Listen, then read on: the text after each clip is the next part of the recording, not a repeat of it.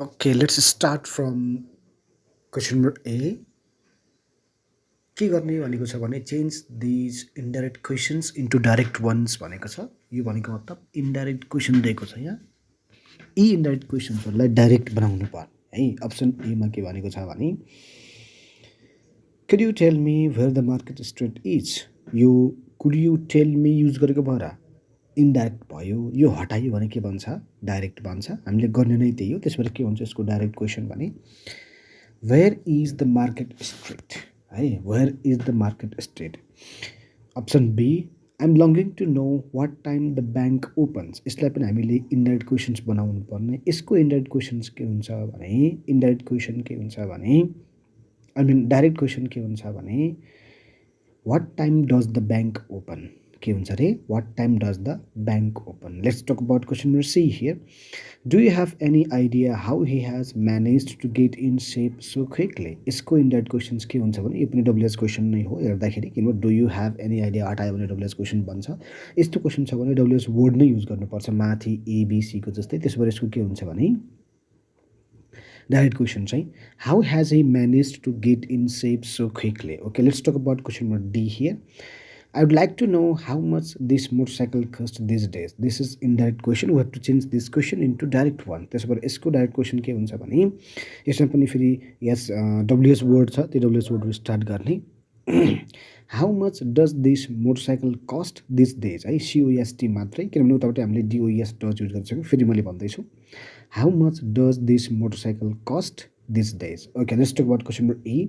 Did you notice if he had left the car in the park. Okay, यो चाहिँ डब्लुएस word use गरेको छैन, यो चाहिँ इफ युज गरेको छ हो। यसलाई हामीले डिड यु नोटिस हटायो भने यो यस नो क्वेसन बन्छ। त्यसबाट यो यसमा चाहिँ के गर्नुपर्छ भने यदि हेल्पिङ भर्ब दिएको छ भने त्यही भर्ब युज गरेर। त्यसबाट के हुन्छ भने यसमा यसको डाइरेक्ट क्वेसन चाहिँ क्वेसन नम्बर ईको डाइरेक्ट क्वेसन चाहिँ के हुन्छ भने had Hee left the car in the park. यस्तो यस नो क्वेसन बन्छ क्या यो। ओके ल, त्यसपछि question number F. Have you found out if the train has left. यसलाई पनि हामीले डाइरेक्ट क्वेसन बनाउनु पर्ने। इन्डाइरेक्ट हो, त्यसबाट के गर्नुपर्छ भने यसमा पनि हेल्पिङ भर्ब छ। त्यसबाट कुन हो ह्याज हो। यसको के हुन्छ direct question has the train left. हेर्नुहोस् है हेज द ट्रेन लेफ्ट। त्यस्तै question number G. Okay, question number जी।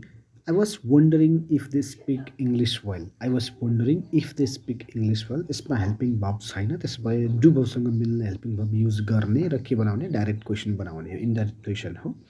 त्यसो भएर यसको डाइरेक्ट क्वेसन बनाउँदा क्वेसन नम्बर जीको डाइरेक्ट क्वेसन बनाउँदा के हुन्छ भने do they speak English well हुन्छ है। Okay, question number H. Would you tell us how we can get to the post office from here? This is indirect question. We have to change this question into direct one. यसको direct question चाहिँ के हुन्छ भने यसको direct question चाहिँ के हुन्छ भने यसमा चाहिँ डब्लुएस वर्ड नै छ। त्यसबाट के गर्ने डब्लुएस वर्ड नै युज गर्ने। अनि के हुन्छ एचको क्वेसन नम्बर एचको डाइरेक्ट क्वेसन के हुन्छ भने how can we get to the post office from here हुन्छ है। How can we get to the post office from here. Okay, त्यस्तै question number I. Question number आईमा के छ do you remember if I locked the front door. हेर्नुहोस् है do you remember if I lock the front door. यसमा W S word छैन, if use गरेको छ।